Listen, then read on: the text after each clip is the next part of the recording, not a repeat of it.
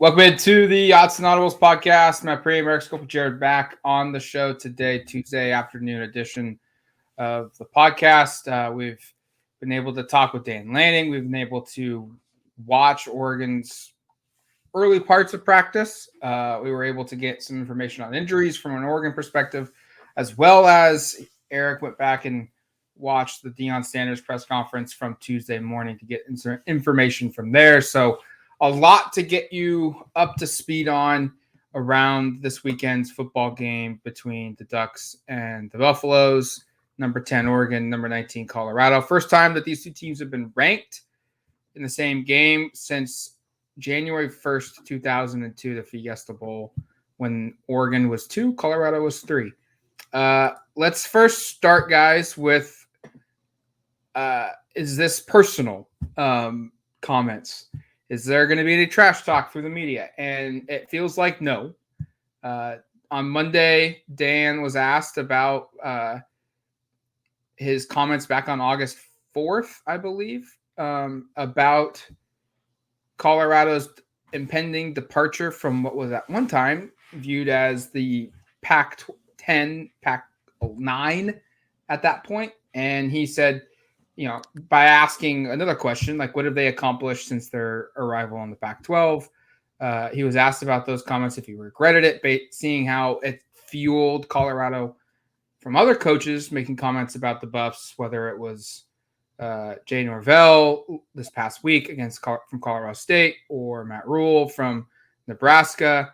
And he said no. And he stood by what he said. And then Deion, Eric's got the quotes here from this. Deion was also asked about it, and it kind of put everything to bed.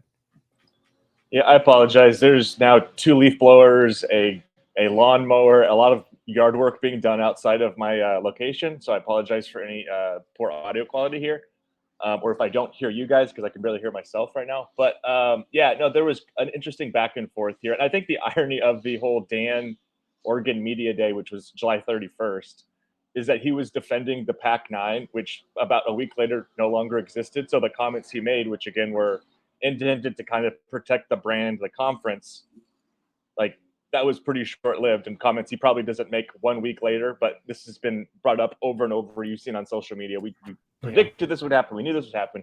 But Dan's comment on Monday night, no, I don't regret anything that I've said for this program. At the end of the day, obviously I wasn't talking about Deion's team. I was talking about the past and the future for our team. But if that serves as material for them, great. I don't think it's going to have any bearing on the game or the success of the game. Deion asked, by the way, I thought this was interesting. I did listen to the entirety of that press conference, 21 minutes, one Oregon question. I don't know if they'll get more questions later in the week about Colorado's next opponent, but there was one question. It was like the second last question, and it was framed around if Dan's comments were going to be taken personally by Deion. And Deion shot that down pretty quickly. He said, I respect the heck out of this man and what he's accomplished, stepping in and taking over and keeping it not only rocking steady, but accelerating it. I respect the heck out of him. I love what he's accomplishing. I love who he is and the way he runs his team. I love the way he operates. I have a lot of respect for him. So I think there was maybe a little bit of hope nationally that we'd get the back and forth that sort of dominated the national discourse between, as Matt said, Colorado and Nebraska, and then even more so this last week, Colorado and Colorado State. That's not going to be the case this week. That kind of is put to bed. We'll see. Maybe these two coaches will speak later in the week and the discourse will change. But as of right now, kind of tamer than maybe some people nationally want it to be. But this is the right thing. This is focusing on this game, which is still 2 top 20 teams squaring off on Saturday. So I'm sure that tweet will continue to surface of Dan talking about Colorado and everything, but it doesn't seem like it really chaps either too much. And it shouldn't. I mean, there's no reason for this to get personal. Like, this is Deion's first year in the conference. It's obviously Dan's second. I know his comments in media day were said, but it really wasn't anything then. It's just, the coach finally decides to speak his own mind for the first time in a year and a half. And so that's what happens is you get a huge media rush. And the Colorado State, that actually was personal. Like, Jay Norvell went out there. He's like, we show respect. We don't wear hats and glasses in our or in our interviews or whatever the case may be. Like that's a direct shot at Deion Sanders for his glasses, his hat wearing, his swag that he has, that he goes out there on the field with. Like he looks like $1 million every time he steps out there. I just think Jay Norvell is jealous, but like those are direct shots at a person, at a program. Dan's not doing that. Dan's never done that. I don't remember any time where it's like, oh, that was a slight at this person. Like Mario did that every once in a while, usually with Washington, but I don't think Dan's done that once. Like he's obviously been like, obviously like the pro Oregon, like we want to beat our rivals, we want to do these things. Like we don't like the team up north in Seattle. Like the very prototypical like politician type of indulging in this kind of trash talk. But it's never been personal. It's not going to be personal this week. I'd be extremely surprised if Dan came out on Wednesday and was all of a sudden taking shots at Colorado, because there's no reason to. Colorado's a fun program. They draw eyeballs. I mean, over 9 million people watched their last game against Colorado State at 10 p.m. Eastern Standard Time. Like, you don't want any negative energy going into this. Just focus on the game, go win, and then you move on. And maybe a little bit different with Prime if he does something on Thursday or whenever he talks next, but I'd be shocked there too. Like this is a conference play. This is no longer Colorado State. Like this is when, rubber meets the road. Like you have to do well here. So the less trash talk, I think, is just going to be the better option for both of these programs. Yeah, that was something that Dan talked about in another light Monday night, was like, hey, preseason's over. It's conference it's conference season time. It's, if you're not ready now, you're in trouble, because while there are teams that have aspirations of playing for a championship, national championship, Oregon is one of them. Everyone has that aspiration.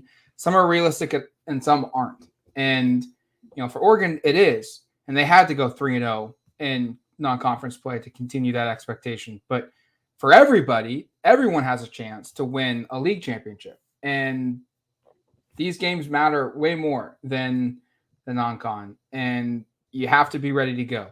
And it feels like, through Dan's press conference on Monday, even going back to after Hawaii, and then speaking with players today, everyone is prepared, or is at least focused on being prepared for what happens between the lines, and they're not worrying about anything that happens outside of that. Players when they talked about Colorado after the Hawaii win, that's what they said. They're just focused on the next opponent, who happens to be Colorado. It's a big game. They're excited. Dan Lanning said the same thing. He said he had a lot of respect for what Deion Sanders has been able to do and be able to accomplish as a head coach. And then today, Bo Nix and Casey Rogers, two seniors on this team, offense and defense, spoke, and they echoed those same comments. They're all focused on just preparing for the actual game. And, I think Bo said, paraphrasing, like, they'll let the fans and the media and whatever else, take part in the back and forth, or, the outside noise discussions. And they're just literally focused on winning a football game that means a lot to this program from a competing standpoint. And I guess the only Colorado player that I was able to kind of get some quotes from was Shedeur Sanders, who said he's not worried about Oregon's uniforms, because apparently that was the question, the way it was framed. He's just worried about winning the football game. So to Matt's point, yeah, the outside noise, which you can also hear on my end of the recording, not bothering anybody for this football game either. No, and it just shouldn't be. Yeah. Let's transition now to injuries. Some more positive movement for Oregon. We were at practice today. Eric has the practice report up on duckterritory.com. Let's start here, and then we'll shift over to Colorado and the impact there, because there's a big one. But from an Oregon perspective, things continue to get good. Yeah, Jared, you just want to run through this while maybe this leaf blower thing runs down, because I'm having a hard time hearing myself. I think you have the information on Oregon, and I can share what was said at Deion's thing. Yeah, of course. The only missing player, or I guess there were two missing players, offensive lineman Lipe Mawala. I haven't seen him for a bit. And kicker Andrew Boyle. We also haven't seen him for a bit. So those are the only two guys that were missing from practice today on Tuesday. Both Justin Jacobs and Nashad Strother were in pads and uniform, in cleats, I think, which is the key barometer in most of these players, is the differential between if they're in trainers, which means that they're not going to be out there on the field cutting and moving and everything like that, in turf. compared to wearing cleats where they can do all of the things that I just mentioned. So those guys were both in cleats. This is the second or third straight practice that we've seen Justin Jacobs in cleats. I think it's the second, and Nishad Strother, I think it's the second or third as well. So this was Dan talked about this.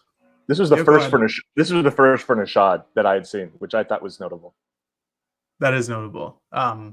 Dan had a very quick answer to when he was asked how they're progressing. He just said that they're good.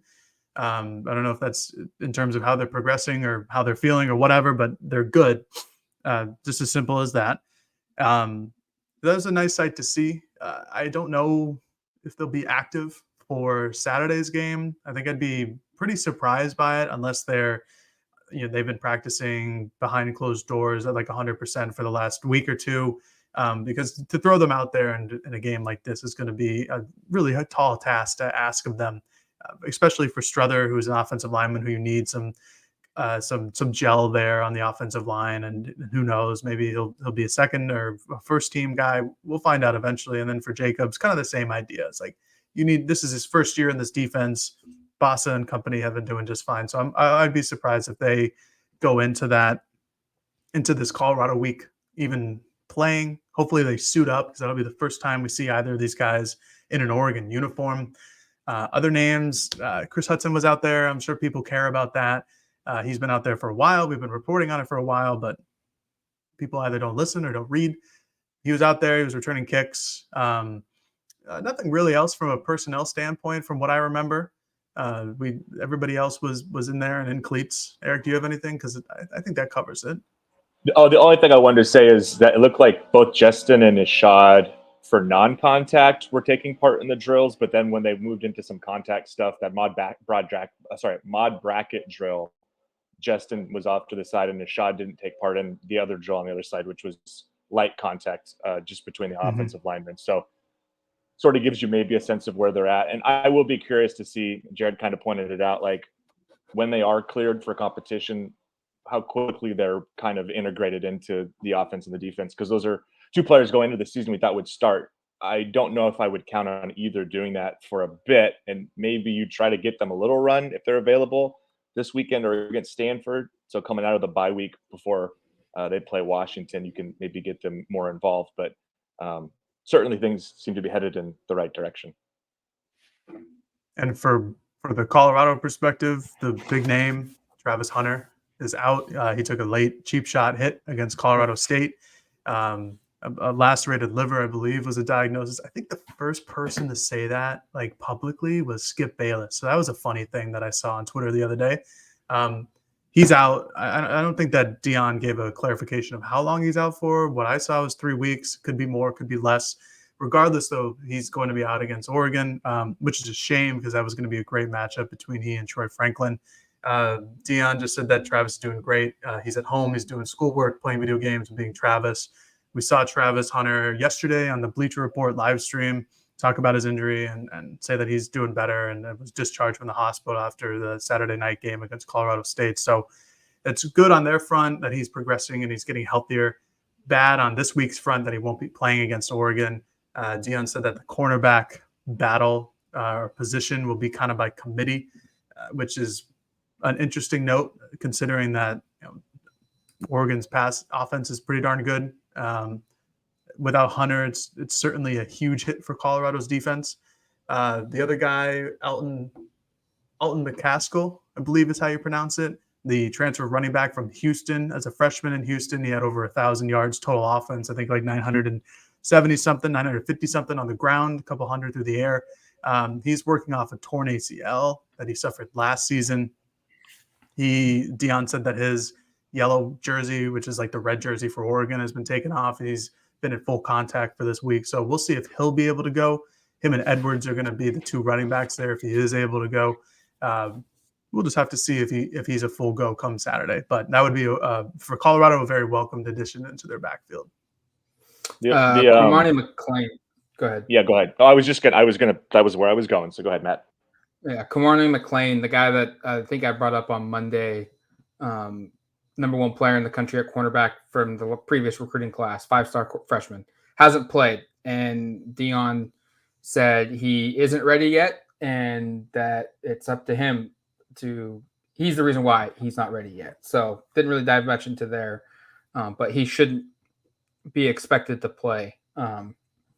Maybe something happens crazy and he does, but to bank on Kwamani McLean, either Deion's playing games and not, telling the hand, or which I think is happening, he's being truthful and he's just being honest that, hey, this guy's just not ready to play. Which we were talking about this at practice or before practice, was like, if there's something going on here, because if he's talented, and how often do you see number one player at a position show up and not be able to play, especially on a I've got an answer. Dickey? Maybe not the number one position guy, but yeah, I was just gonna say Dante Manning. Yeah. Well, I was also going to say, on a defense as bad as Colorado's. Oregon's defense was not close to being as bad as Colorado's. In 2020, that season. That was a tough defense, man. Well, I mean, in 2020, Manning also had a pulled hamstring week 2, so that also hurt things for him as well. But nonetheless, Colorado's defense is terrible. McLean is not playing, and something is amiss there. Travis J is the name to know based upon Deion's comments to maybe fill in. He's also, it sounds like, battling some sort of an injury, but sounded like it's a Florida State transfer, a former top 60 recruit, like a pretty big time prospect. Sounds like he might be the name to know there. And that's going to be like probably one of the biggest matchups questions you have going into this game is, Colorado State destroyed Colorado's defense with the crossing routes, with the short passing game, the tackling in space. And now without Travis Hunter, can Oregon exploit that? And on the flip side, what does Colorado do to change things up to make an impact there? Because that will be something Oregon will try and test, and Colorado knows that. So the chess game has already begun there. All right, Colorado preview, a little bit of look ahead. Dan talked a little bit about both sides of the football. He talked about the quarterback. We got some thoughts on the defense, the receivers. Eric has also dived into some PFF research here. But first, let's go with Shedeur, the quarterback for Colorado. I think Casey Rogers said it kind of best. Like, everyone knew he was good at the FCS level, but they were kind of an unknown.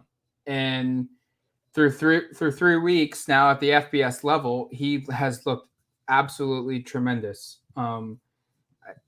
I hesitate to call him like maybe one of the three best quarterbacks in the country, but like, how do you not also kind of at least pose that question? I mean, Caleb Williams is out there, Drake May is out there, but then after that, it's kind of like, pick your poison. It could be Michael Penix, it could be Shedeur, it could be Bo Nix. You could have a bunch of options. The thing that is true, though, is he is absolutely dynamic, and his ability to stay in. I think Dan said he is elusive, but not to run, but just to extend plays. And that's probably one of his biggest skill sets, is that he keeps his eyes down the field when he scrambles away from pressure, and he gets pressured a lot. And that's where a lot of their big plays also happen from. And he's just really, really good. I think everyone will be impressed when you watch this team, if you haven't already, of just how in command, how in control, how clutch, and just how good Shedeur Sanders is at quarterback. He's PFF's number 2 graded quarterback in the country, and he's the number 1 graded in this conference. And this conference also has the reigning Heisman Trophy winner. It has Michael Penix. It has Bo Nix. Like, I know, 3-game sample size. You want to see more. I would be surprised probably if by the end of the season he's still ranked 2nd nationally and 1st in the Pac-12, because there's some dudes, especially in this conference. But through 3 weeks, he's been nothing short of magnificent. And he gives them a chance to win every week, right? Like, that Colorado State game, he needed to be miraculous for them to win. Like, that was a game that they were backs against the wall. He drives them down the field, all passes in less than 2 minutes, and also converts the 2-point conversion. He was money on that drive. He was money in the overtimes. really, really, really high-end player. He's got good players around him. They basically went and raided South Florida's receiving core and took their top 2 receivers from the last 2 years, Jimmy Horn Jr. And Xavier Weaver. Weaver had over 700 yards consecutive years at South Florida. That's certainly a name to know. He has picked up right where he's left off at Colorado. I think over 95 yards in all 3 games. He is PFF's 7th best receiver in the Pac-12. And again, there's a lot of really good receivers in this conference. Weaver is certainly going to be one of the better guys Oregon faces on the outside this year. That's a name to know. I will be curious to see how Oregon defends him. But to your point, Matt, on Shedeur, like it's pretty cool just from an outsider's perspective when the son of a legendary player ends up being a guy himself. And we don't necessarily see that all that often. You think about some of the legendary professional athletes and their kids, and you've got certainly some players that have been incredibly successful that have been, children of professional athletes, but it's not always like the superstar guy like this. And so for Shedeur to live up to what he has and to become the player he has and to have that fan base fired up the way it is, like that's a hat tip. That guy's a player. And I'm super impressed because to the point Matt kind of made at the beginning, you don't know how it's going to translate from FCS to Power 5 football. And so far, it's looked pretty darn seamless. This will be the biggest test so far. But really, I think for Colorado to have any chance in winning this game, Shedeur needs a Heisman type of performance. He needs to be incredible. He needs to replicate the type of numbers, the type of performance he's had so far. I don't know if the 3 of us expect that, but I do expect him to be a real challenge for Oregon and certainly the best quarterback they've faced so far this season. It's just another name to the list for Oregon and having to deal with elite quarterbacks. They're gonna hit basically all of them in college football this year, except for Drake May or maybe Leonard at Duke. Shedeur's been that guy. He's been unbelievable this season. Just his counting stats. He's got 1,251 yards passing, 10 touchdowns, only 1 interception. He's completing 78.7% of his passes as well. Like, it's just elite efficiency. And you watch their offense, and it's a really interesting one. It's a lot of spread. They're not going to run the ball a lot just because their offensive line isn't great at run blocking.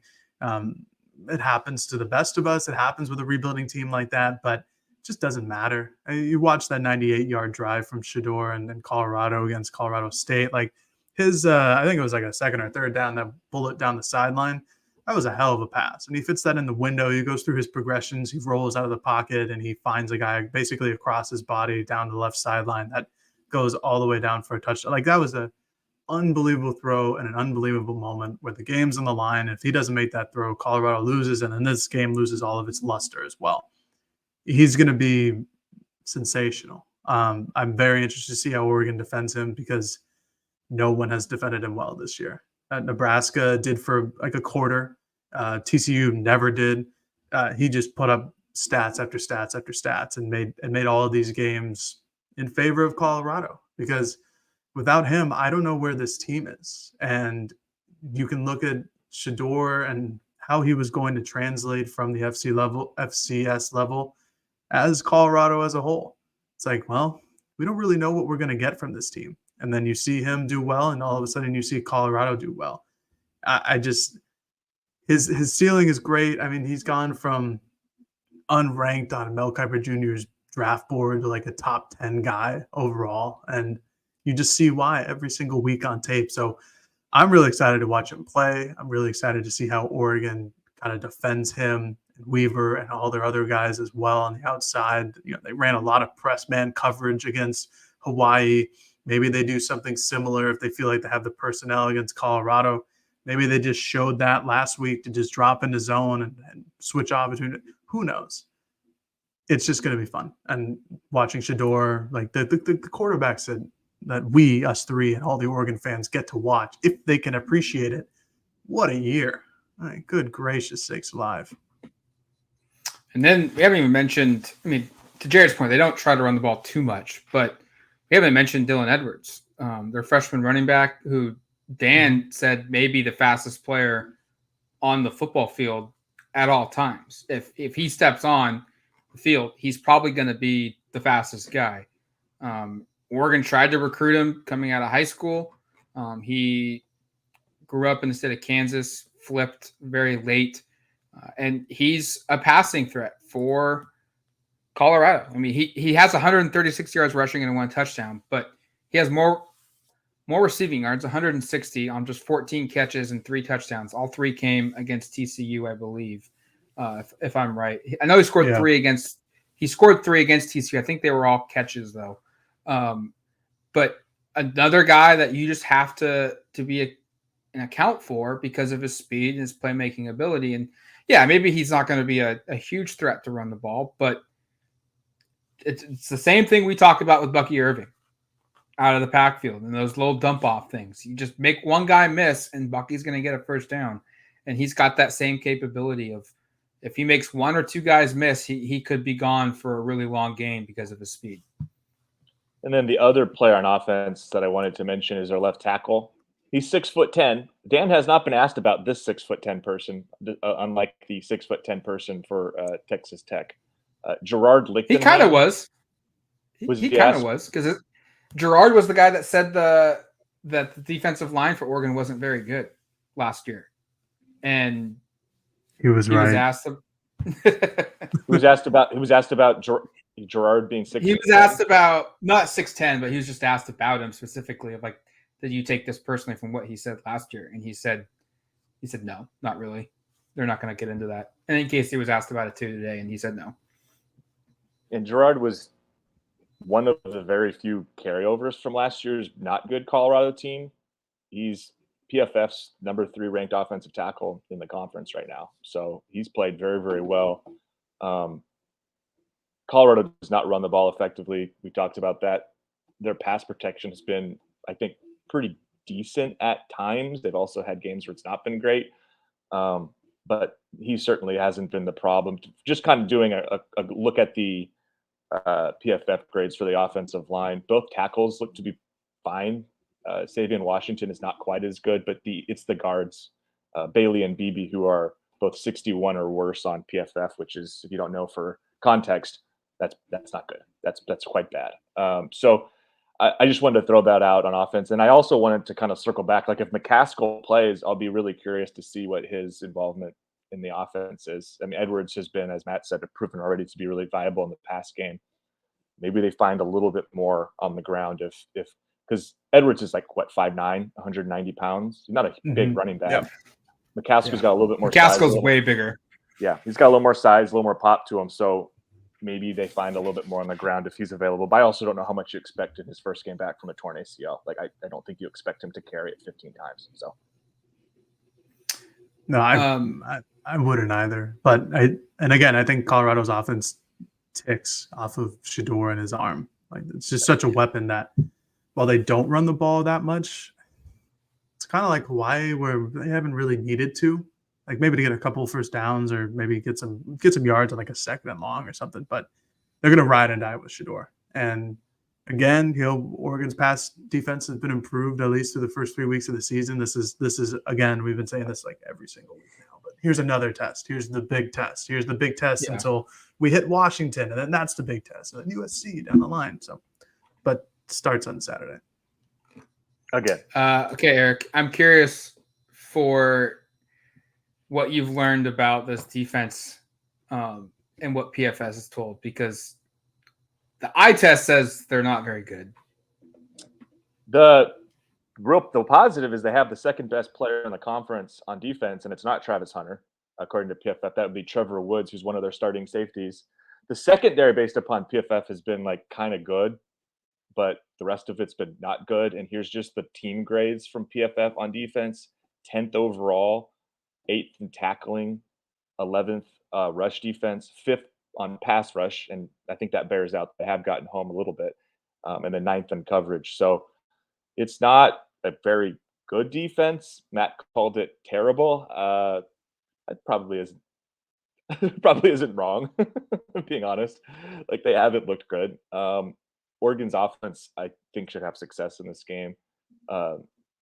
Hunter being out is really significant. They have a lot of, by the way, on defense, really highly regarded transfer players that were like 4 stars or 5 stars from like Mhm. Alabama and Florida State and other major conferences and programs that just aren't playing very much, which is something that I think when we chat with Adam Munstertiger on Wednesday, that we'll kind of want to pick his brain on some of the personnel stuff, kind of why that is. Because when I was looking through their, top recruits on the roster thing, like most of them were on defense and most of them were recent transfers from big schools that just aren't involved very much. So I guess I'm more curious on it. Like the guys that just like straight up aren't really playing. Like Savell Smalls 20 wasn't snaps. wasn't very good again. Wasn't very good at Washington. Still not much of an impact guy at Colorado. I'm gonna butcher the name. The Alabama inside linebacker transfer, Demumboy. That was like a top Mhm. 50 kid. Do you have a snap? I don't know how many snaps he played, Jared. I'm Can you looking. can you I find don't him? see Because I his don't think name. he might not have played at all. So there's some of the personnel, some like the guys that were exciting in the offseason when they were putting this roster together, just like aren't playing or aren't playing very much.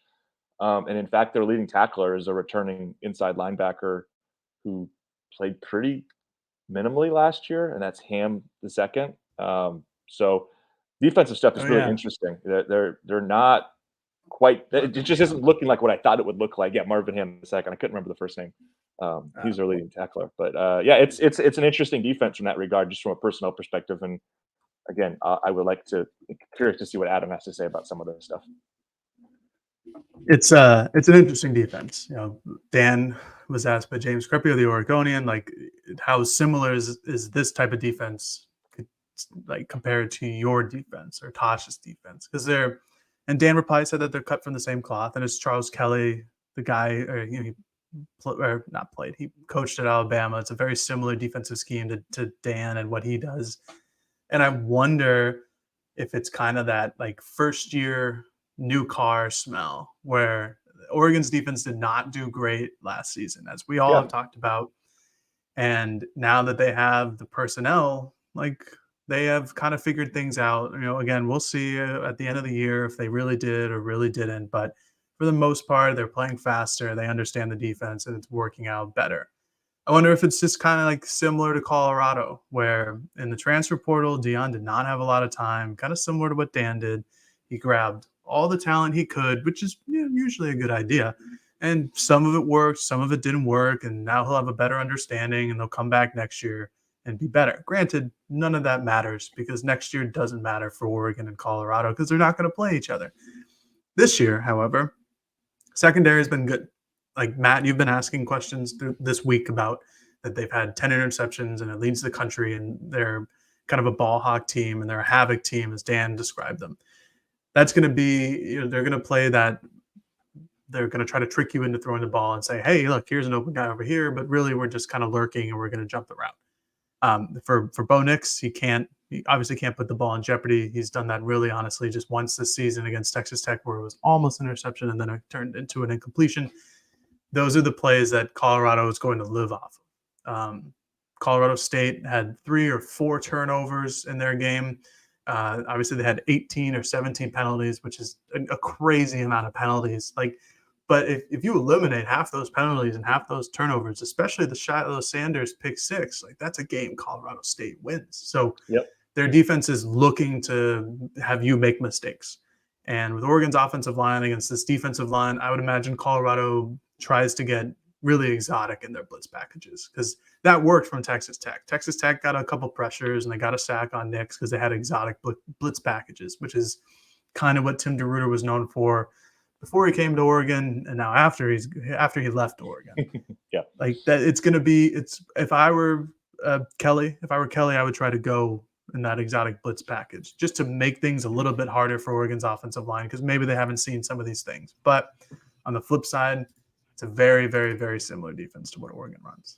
And fun fact, Oregon plays against Oregon every day in practice. And it's going to be a defense very similar to what Oregon's offense sees every day in practice. I'm not saying that they're going to, manhandle and score 85 points again, but it could be an advantage for Oregon, or Colorado could just come out and do something completely different that they've never seen at practice, and then it becomes a real issue. But I think I don't think it's right necessarily to sleep on them because they've got a lot of athletes, but like Matt said, like they just don't look great in games. It hasn't really translated on the field, the talent that they've acquired. And, I'm just interested to see what it looks like. I haven't done a whole lot of in-depth research or film study on what they do and what they do well, but it just kind of feels like Oregon last year with the new defense. Like the guys are probably there. The talent is there. It just hasn't all clicked. People haven't all gotten together. And when you're Travis Hunter and you're just naturally gifted and talented like he is, then it works for him. But for other guys, it may not have.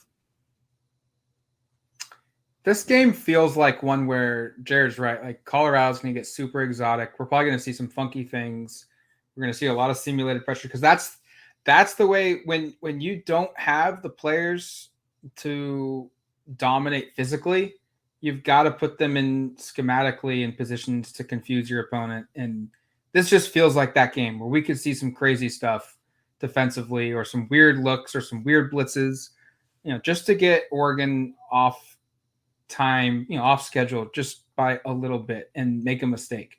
And, Bo was asked Saturday night after the win at Hawaii about no turnovers through 3 games. And he joked about how don't jinx it yet, but that's like a pivotal reason why, some of these games that have been blowouts, or in Tech's case, like Oregon was able to come back because Tech gave the ball away and Oregon didn't. And that gave opportunities for Oregon to come back and win the game. And Oregon can't give Colorado extra opportunities. And that's how Colorado's defense gets the stops, is force a funky play, get a turnover, and give the ball back to Shedeur Sanders to do something crazy. Like that seems like to be their formula. I had a couple of thoughts left on the defense before we wrap. Matt was calling them terrible. Deion today said at times they looked like hot garbage. So Matt's not the only one verbally taking some shots at the Colorado defense. Even the coach is acknowledging it hasn't been great. So hopefully that shoots down people in the comments who are like, Matt's being overly critical. No, their coach says that they've been hot garbage at times. And then to the point we've talked about with some of the getting exotic stuff, you feel really good about the quarterback at Oregon and how he might handle different looks. You worry a little bit just about the lack of chemistry and experience the guys in front have had, if that is the case, and how they handle that. I will also acknowledge, for all the criticism we've had of the offensive line, PFF has them graded as the best pass blocking offensive line in the entire country right now, and actually by a decent margin. Yep. So physically, they're up for the task. My concern would be mentally, how are they going to handle that? Because you look at the guys that they start, both tackles are really, really athletic. Marcus Harper, for all of his faults, is a very good pass blocking interior lineman. Stephen Jones is a huge person, and you put him next to an athletic guy like Cornelius, and as long as he can get out of his stance and take a few steps back, and he's not going to get bull rushed at all. And then JPJ is just really, really good at everything. So I like all the individual pieces. When Oregon is throwing the football, there's a reason they've given up 1 sack and very few pressures. Bo plays into it because he's so heady. But you do kind of wonder if Colorado's going to get really creative and throw different looks and bring pressure from all sorts of different places. That would be my one concern, is how prepared is this group for handling just the nuance and the different things? Because they haven't seen a ton of it. And when they did see a little bit against Tech, they did give up the 1 sack. Mm-hmm. All right, it's going to do it for us here on the Autzen Audibles podcast. Thank you for listening to the show. We'll be back later this week. Eric said Adam Munstertiger will be on the show to give us a full inside look into the Colorado Buffalo program, Deion Sanders, and more. And then we'll also have our game prediction and bold prediction podcast that comes out Thursday. Until the next one, you've been listening to the Autzen Audibles podcast. Talk to you later, folks. Peace.